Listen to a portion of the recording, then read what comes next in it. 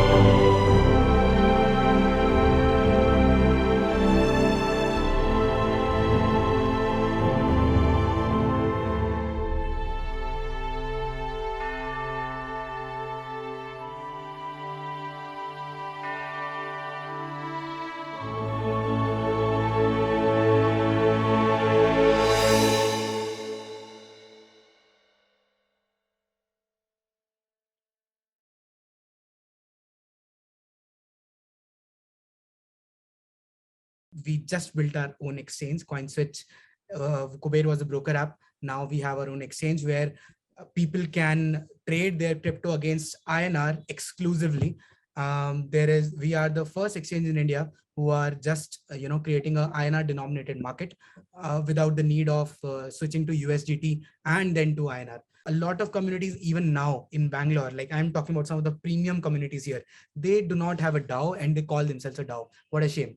What a shame. People should realize that other people will get involved if you're very open about it. Like if you're not a DAO, at least come out and tell that this is your timeline.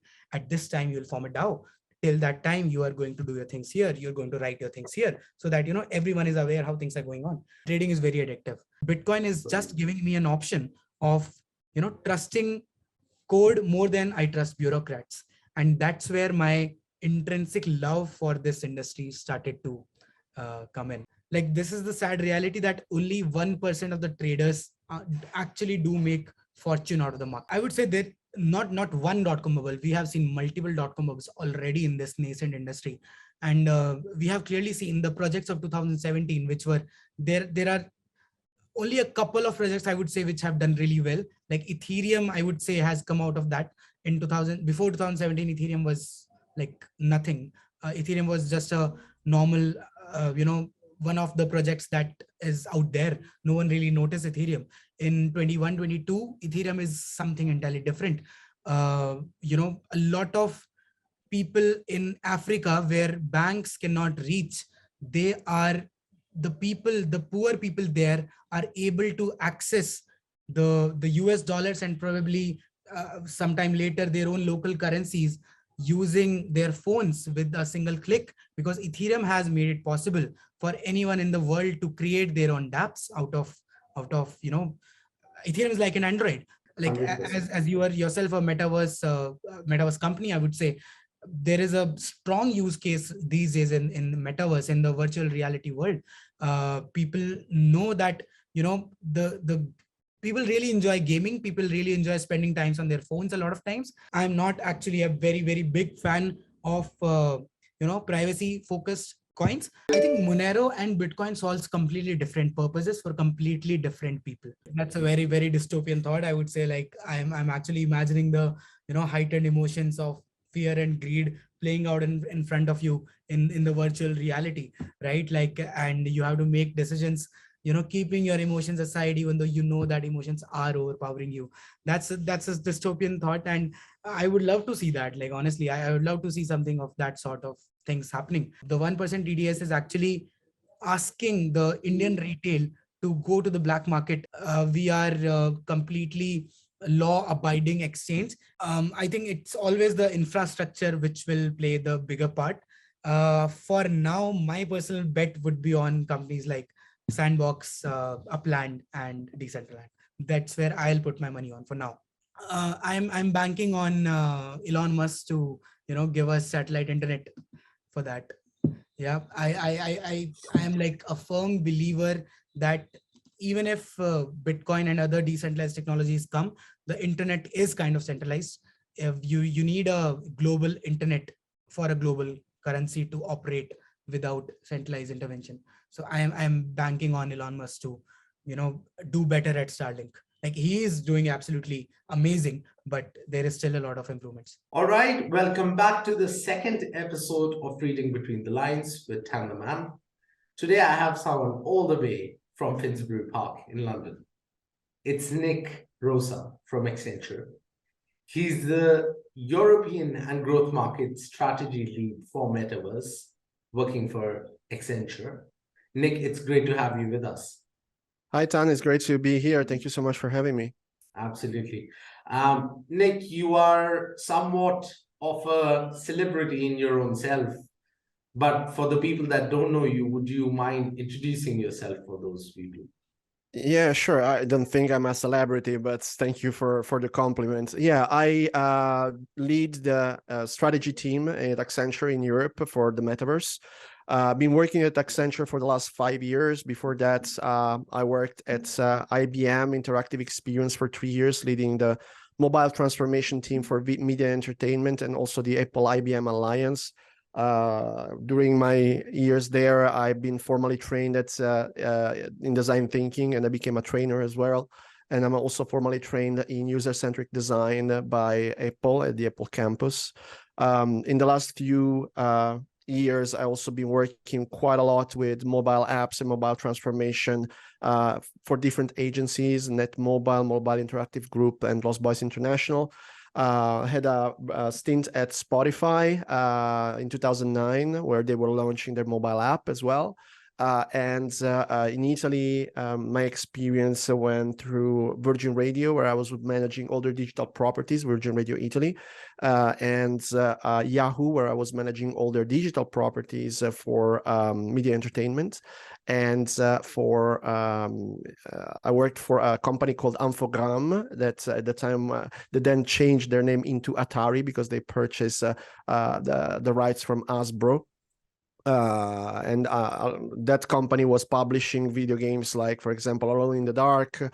They were also distributing in Europe the Epic Games, Unreal Tournament, Unreal 2 games. And also they were distributing all the Sega games in Europe. So I was managing all their marketing activities and communications for Italy. So big passion about video games, big passion about music, and big passion about immersive technologies that comes also from a big background in mobile transformation. So when I saw the Kickstarter from Oculus coming on the internet, I've seen all of my passion coming together, and I said, okay, I want to work in the immersive space, and here I am. Absolutely. And Nick, not a lot of people know this, but initially you're a journalist and you wanted to go into media. Yes, I studied journalism, and I've been working as a journalist for about 5 years during my university and a bit after. I love games and I love music, so are my two biggest passions. So I've been working for a magazine called The Games Machine at that time, but I also work for some music magazines where I was covering concerts, interviews, and artists. So I was reviewing video games and I was covering music business as well. Absolutely. How do you think Metaverse will change media?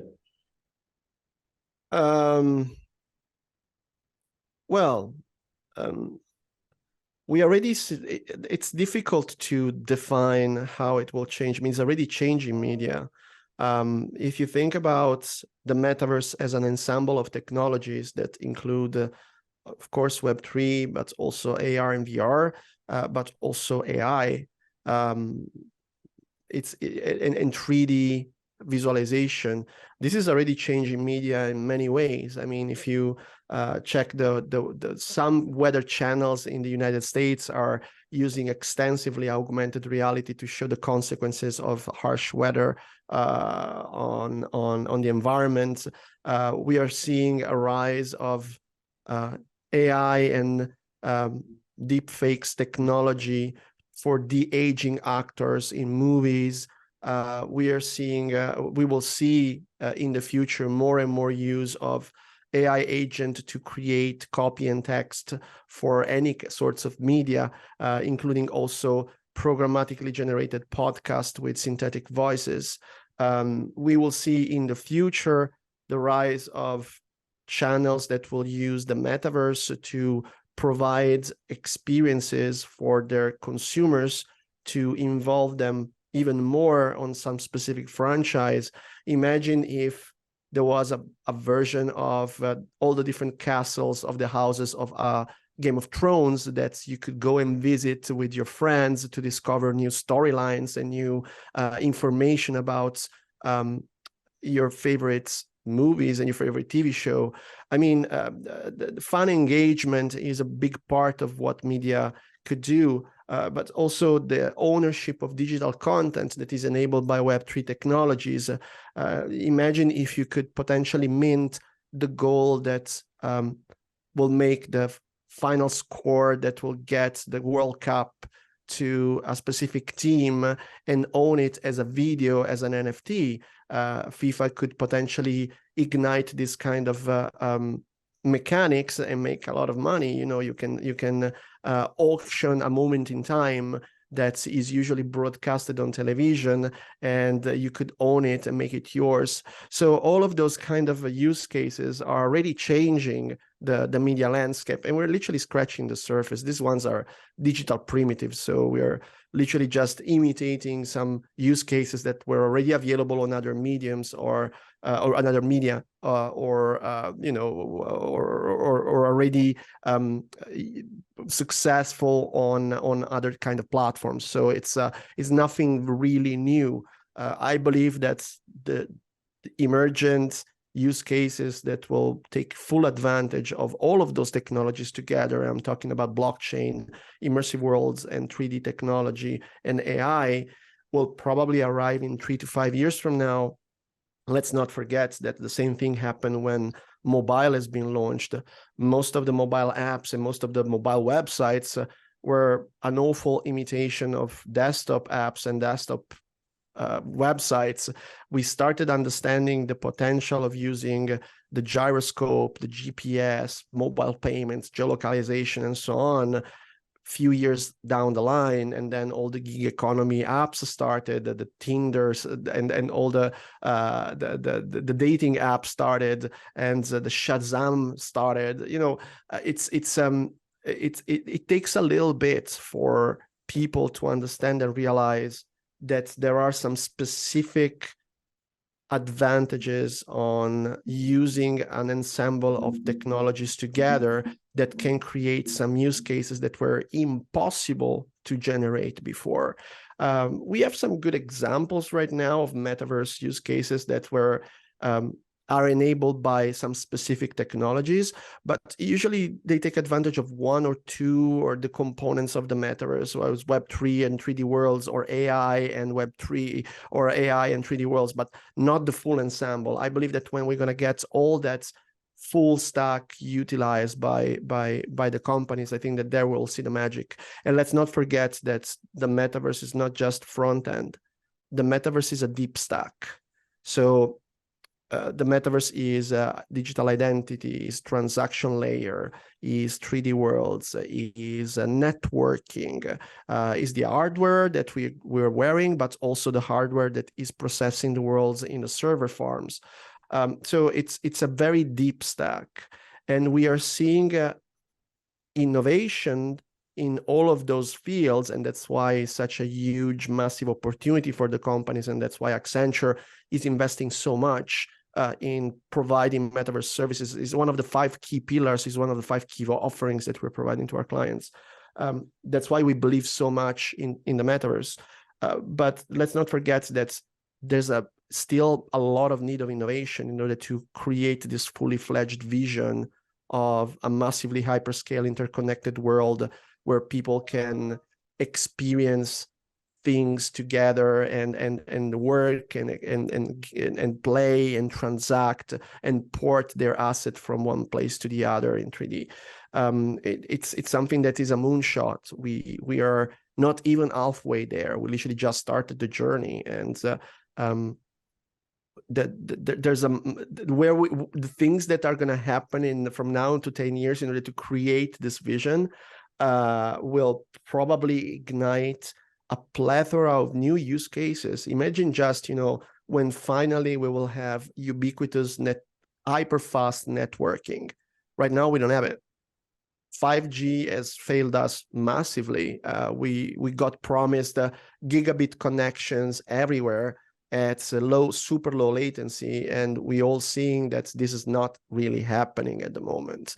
When this is going to happen, and obviously right now we have telco companies that are moving towards this kind of goal, the devices, for example, will be cheaper because all the processing power will move to the cloud, and we'll see new ways of providing and delivering content and services from a subscription model like Netflix, instead of installing and downloading apps on our Oculus devices. So, and the processing power will be in the cloud, and so the devices will be smaller and cheaper, and will provide access to more people.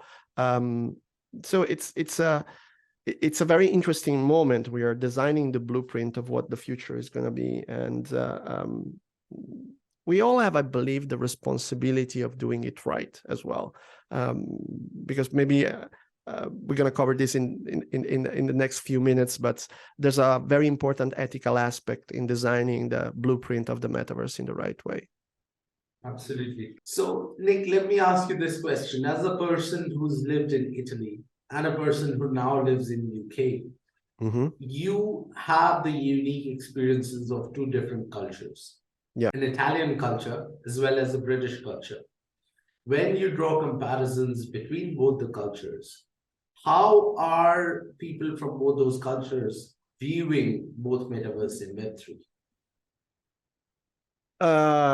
It's an interesting question. I think that's the common thing about both cultures is that they are not mesmerized by the hype. Both culture have their feet on the ground when it comes to the metaverse, and they're looking for value, real value, which is the way that we also approach the business at Accenture. We are not just throwing at our clients technology for the sake of using it. We are trying to always define the real value in everything that we define and everything that we do. When it comes to the business, UK for sure is more prone to embrace new technologies. Italy is more legacy business and business as usual when it comes to the technology itself. But this doesn't mean that there are not people that are passionate and fascinated by the metaverse, and there are some great Italian strategists and SMEs in the metaverse, like Anthony Vitillo. Anthony Vitillo is amazing.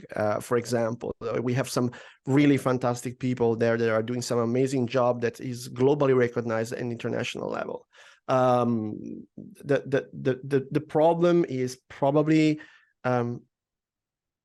the mentality that obviously is a little bit less forward thinking than in the UK.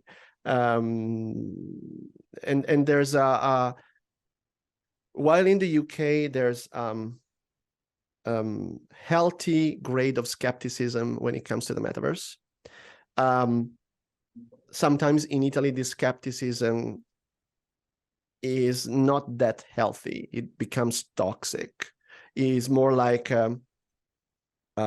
making jokes about it rather than understanding what's positive and what's not. So it's sometimes it's not taken too seriously. So this is one of the problems that I think that we are having in some of the conversations that we are having in Italy.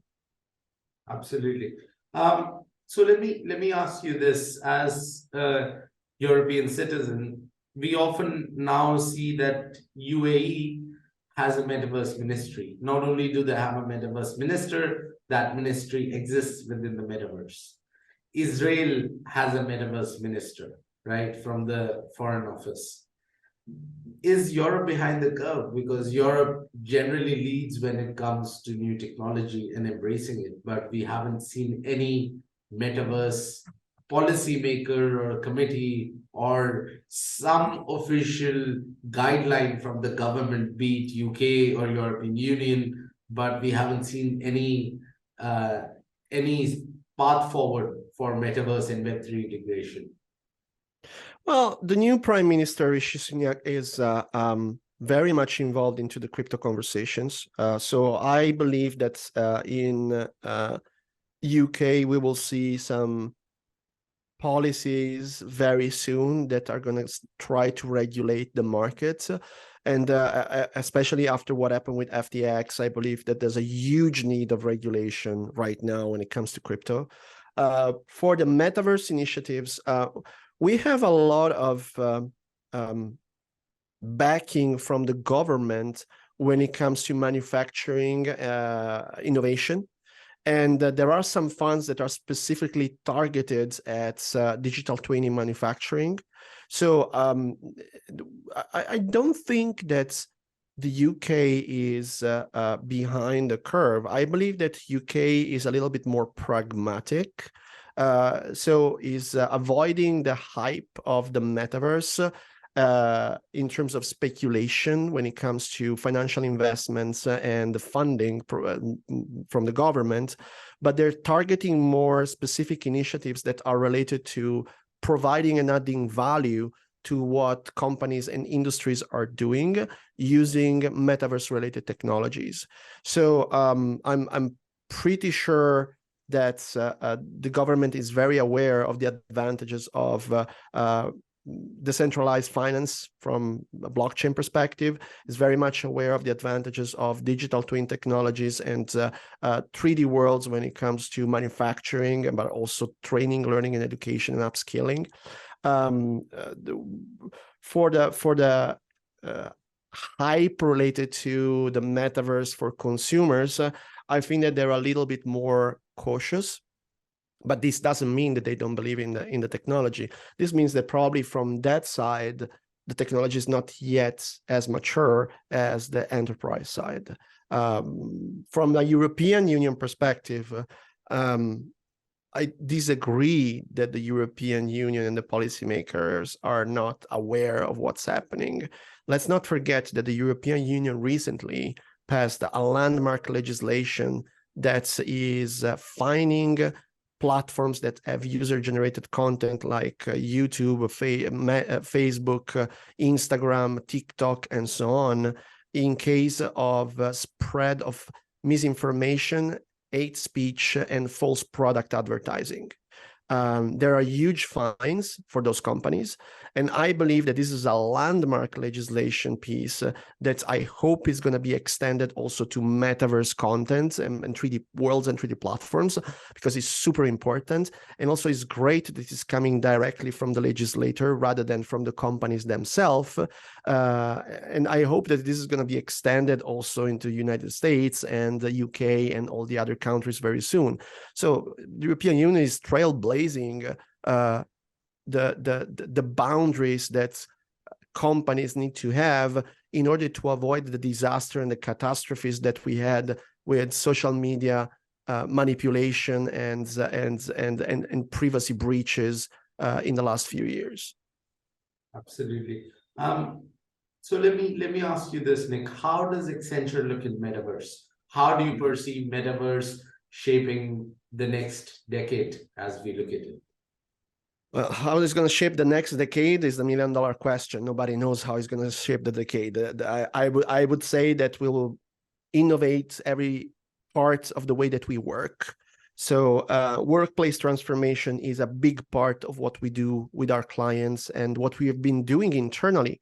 Accenture distributed 65,000 virtual reality headsets to their employees, 24,000 to the new joiners, but we also created experiences for onboarding. We onboarded more than 165,000 people since 2020, new joiners that arrived at Accenture, and we onboarded them using a platform called Allspace VR that has been modified by Microsoft to become enterprise ready. Now we are working closely with Microsoft to we created an alliance with Microsoft and Meta to provide the same kind of services to all of our clients. So we're providing Meta devices with managed services and mobile device management integration, so you can manage the fleet of devices. We are providing the Microsoft Mesh platform as a preview to some selected clients around the world, so they can experience Microsoft Mesh, that is the evolution of Allspace, completely built and designed for the enterprise to all of our clients, also integrated completely with the Microsoft stack. So it's work in orchestration with the Microsoft 365, and also is embedded within Microsoft Teams. And we are creating the content, the strategy, we are doing the strategy, the content creation, the deployment, the change management, the support, and the localization for all of those clients. So it's full enterprise transformation that involves training, involves onboarding, involves productivity, and involves all the different parts of the value chain when it comes to white collar workplace transformation. The same thing we are doing also for our manufacturing clients. Imagine all the different parts of the value chain that are right now part of manufacturing that involve 3D content, from the product design to the user acceptance testing to the VR training for employees that have to build, for example, a car, to augmented reality, just in time, the connected worker experiences with Microsoft HoloLens for people that are on the manufacturing floor in order to enable them to work better and faster while they're building the car, to programmatically generated marketing images once the car is ready to be marketed, to car configurators, in-car entertainment with the 3D images and assets, post-car sales support with augmented reality manuals. We have what we call the digital asset pipeline, and we not connecting the dots between all of those different parts of the value chain incurs in a duplication of cost, effort, and a not optimized way of working. Being able to create the digital thread between all of those different points reduces the cost, increases the productivity, and also provides a faster time to market. Just think about, how do you plan the production line?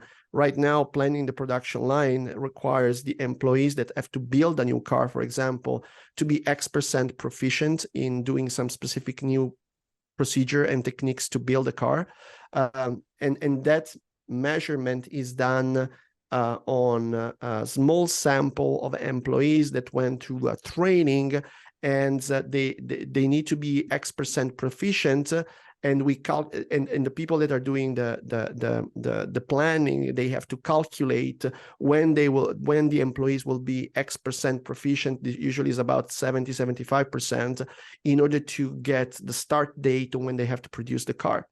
Getting objective insight about the productivity and the potential uptake of productivity of all your employees is very difficult.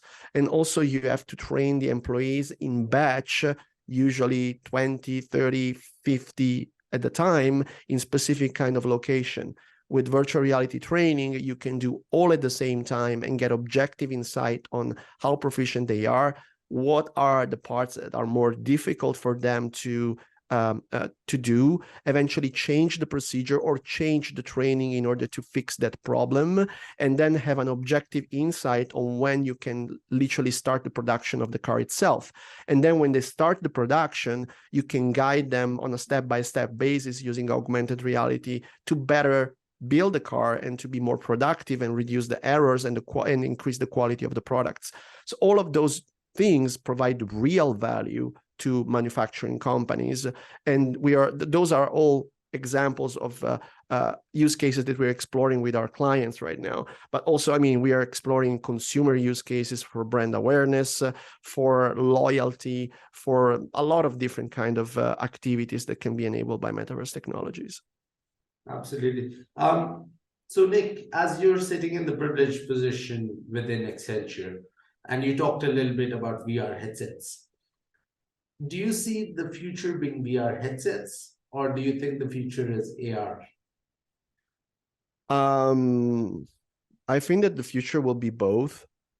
A lot of people don't understand that virtual worlds are as important as the real world when it comes to the metaverse. Real world is one component of the metaverse, because the metaverse, let's not forget, is a connecting tissue that allows the digital us to get into the digital content immersively, and the digital content to enter the real world using augmented reality. Also, I'm very against this idea of connecting headsets to the metaverse. Metaverse should be accessible by mobile phone, by laptops, by PC, by video game console, via headset. That is the second part of the question. So I'll just ask, since I think that you're going there.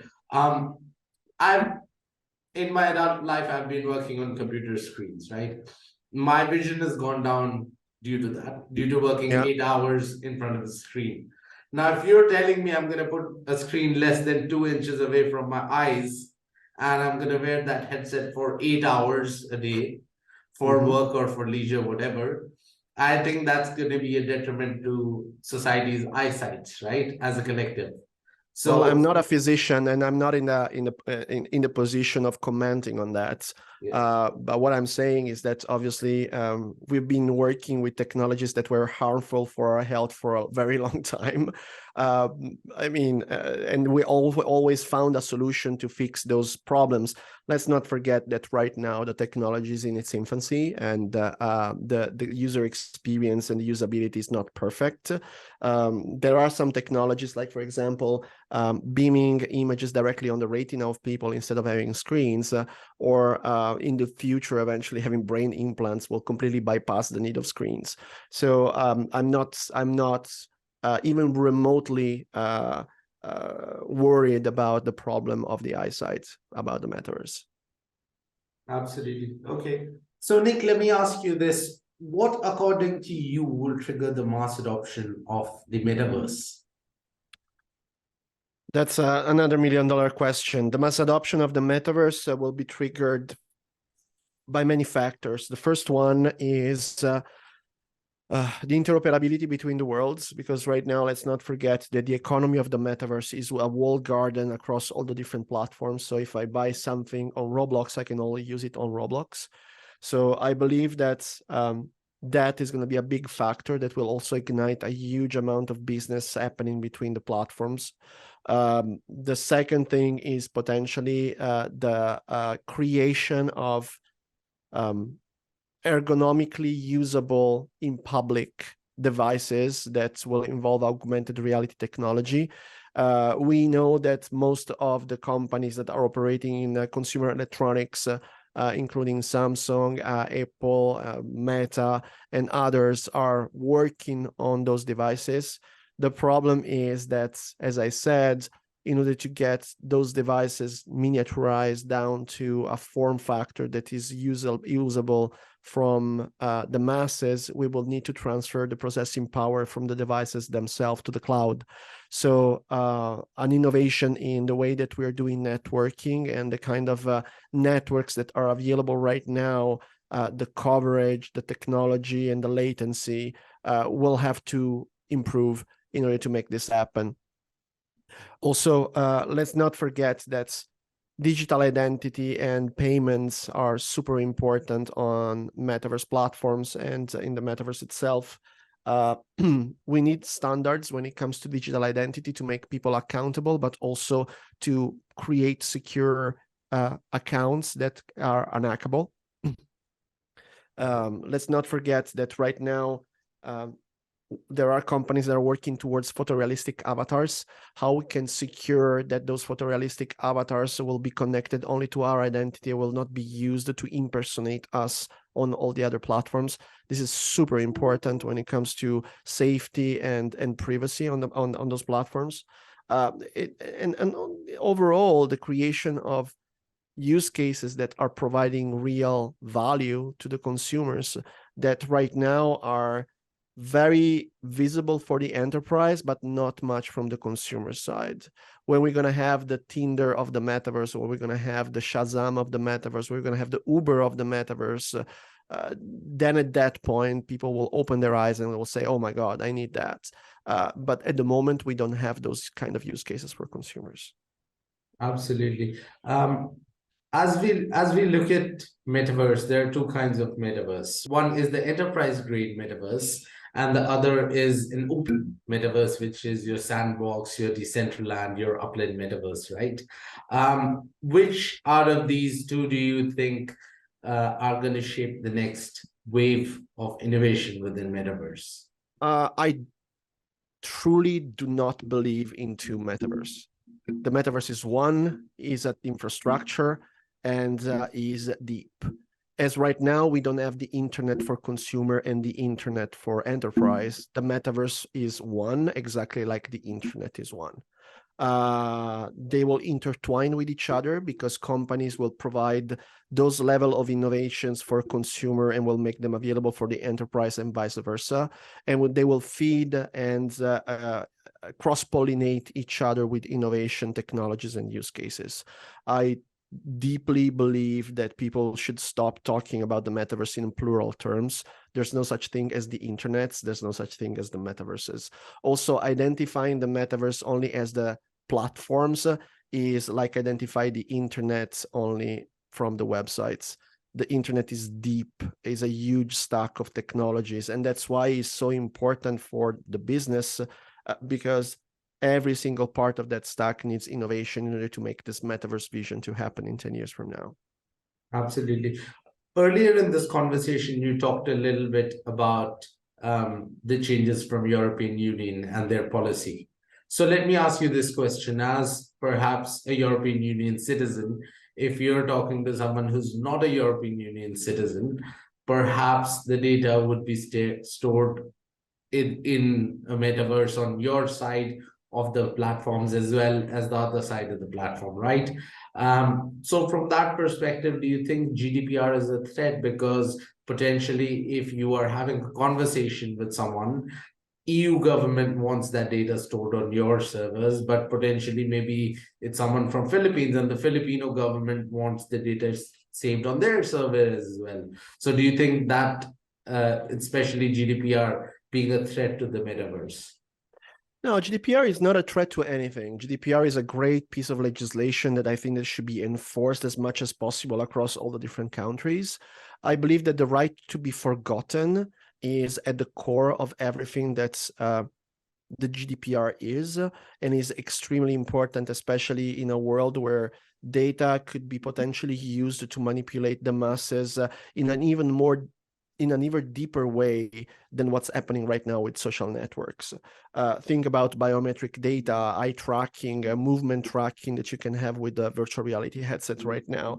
All of those data can be fed into machine learning algorithms to understand what makes our heart skip a beat and what we like more, and create digital salespeople that will be able to sell us any kind of product or idea, including political views.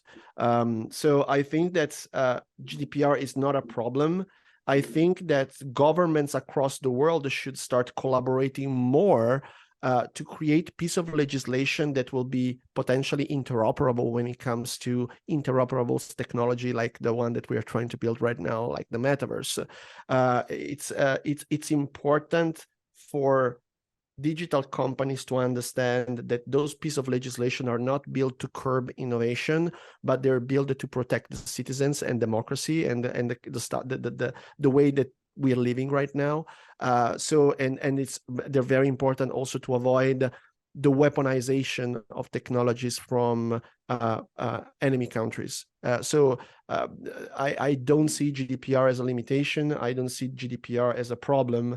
What I see is as a problem is the non-involvement in defining the digital agenda by certain kind of governments of certain kind of countries that are myopically facing the metaverse as another technology that can be eventually moderated by the technology companies themselves instead of governed by legislations that are created by the countries. So it's time for the governments, the local countries and the governments to be involved firsthand in the definition of what policies are the right policies and what governance is the right governance for the metaverse.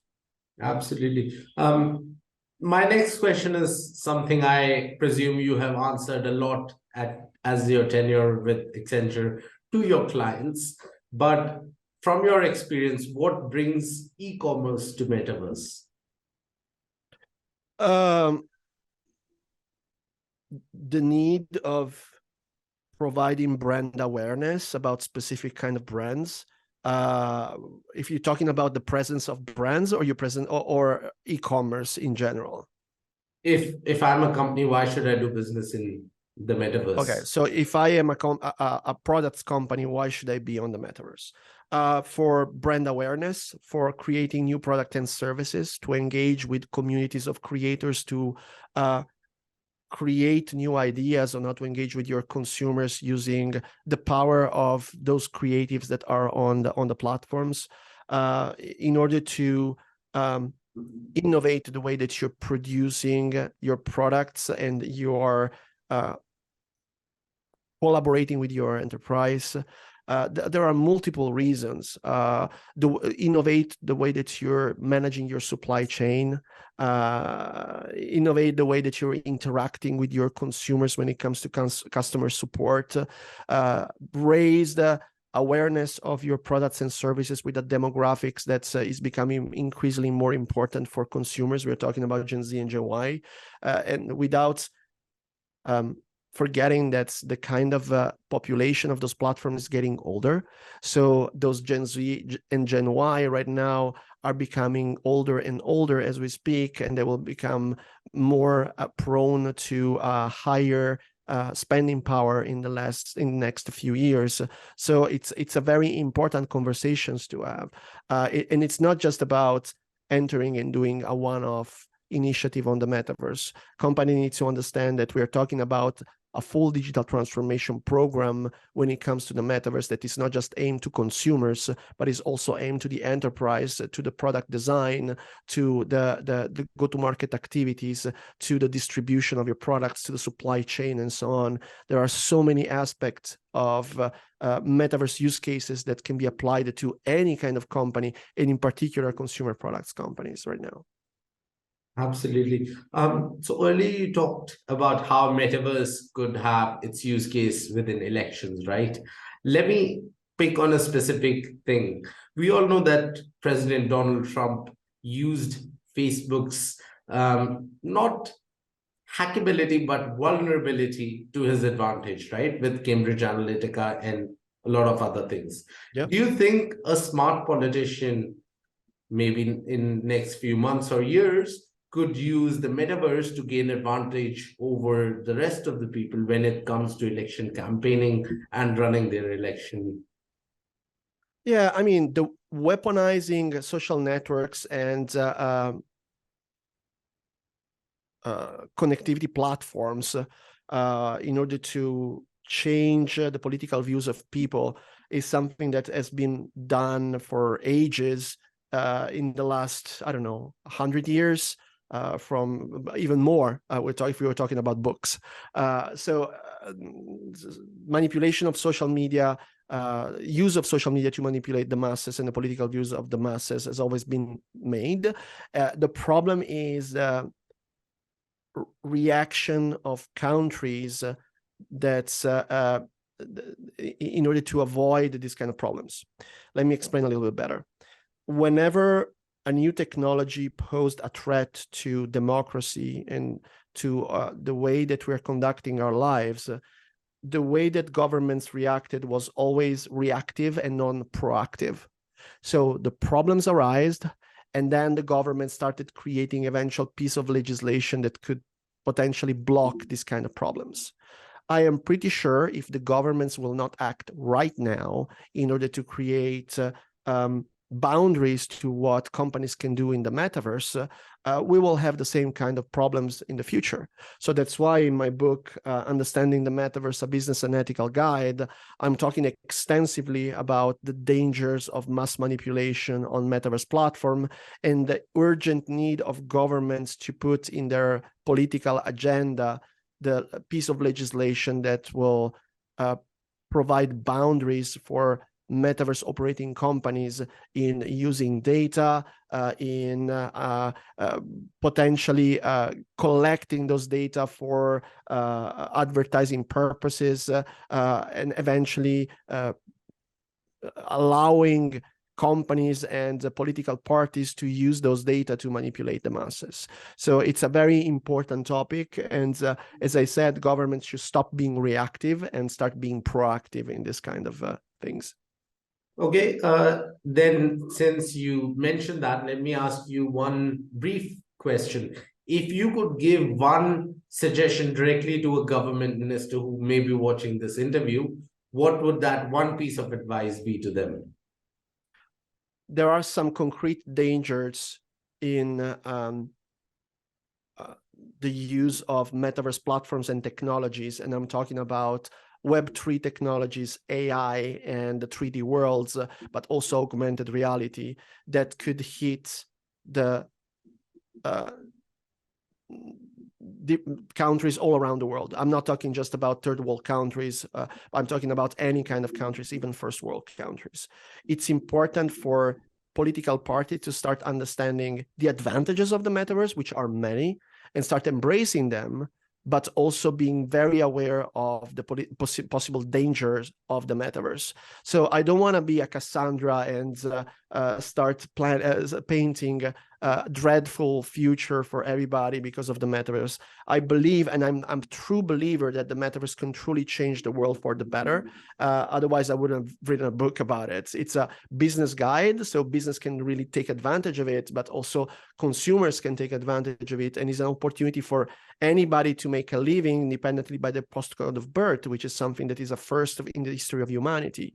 At the same time, the more technology become immersive, the more the digital tissue we are immersed in can capture very detailed data about us. And the more data about us become granular and detailed, the better those data can be used to manipulate us in any way possible.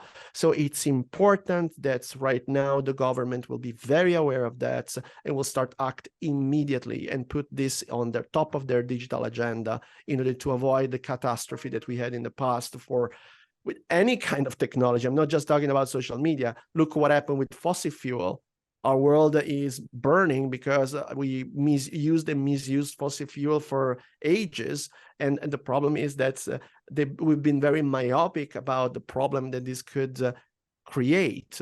And we've been reactive to that. But now we know very much some of the problem that could arise from the metaverse. So it's important to act right now. Absolutely. So let me ask you this, as we look at society as a whole, and especially when you narrow down to social justice, do you think Metaverse and Web3 can help in sort of delivering social justice to society? I believe that the Metaverse and Web3 technologies can help leveling the field for a lot of people. I'm not talking about social justice, but I'm talking about potentially moving wealth from one country to the other and providing opportunities of work to people that before, and also to work and for learning to people that before were not accessing those opportunities in the right way. So that's my view of how the Metaverse can improve the world. Absolutely. So especially when you're talking about this, right? And the UK government for the past few months have had the leveling up agenda, right? Do you think then from that takeaway, do you think they should be the ones that should be embracing this technology fast enough? Well, the technology is ready for prime time for this kind of purposes. I believe that at the moment there are probably bigger problems that the UK government is facing, potentially mending the disaster that the previous 3-4 governments created for our country. The economic collapse, the disintegration of the Commonwealth, the exit from the European Union.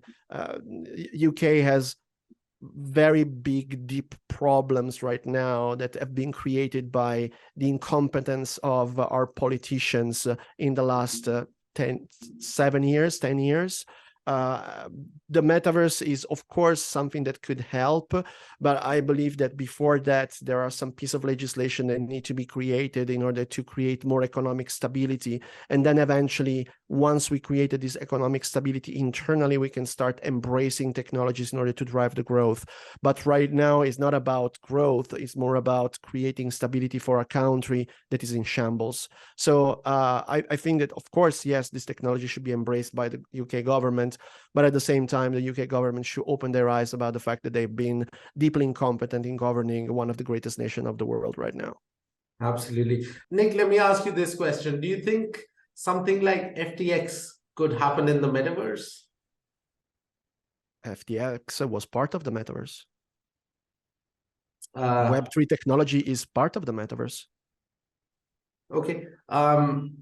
If you're talking about exploitation of metaverse technologies, we talked extensively about it in the last half an hour. So yes, I truly believe that we need legislation in order to put some boundaries around the behavior of cowboy entrepreneurs that enter the metaverse just to, their profit and for speculation, and eventually to con people. That's why it's so important, legislation and boundaries. Absolutely. Well, that was episode 2 of Reading Between the Lines of season 2 with Nick from Accenture. Nick, it was a pleasure having you here. Before we end this session, I just leave the viewers with one thought that I always say: you be the arbiter of truth, the viewers of the Metaverse Street Journal. Thank you, Nick. It was a pleasure to have you with us. Thank you very much.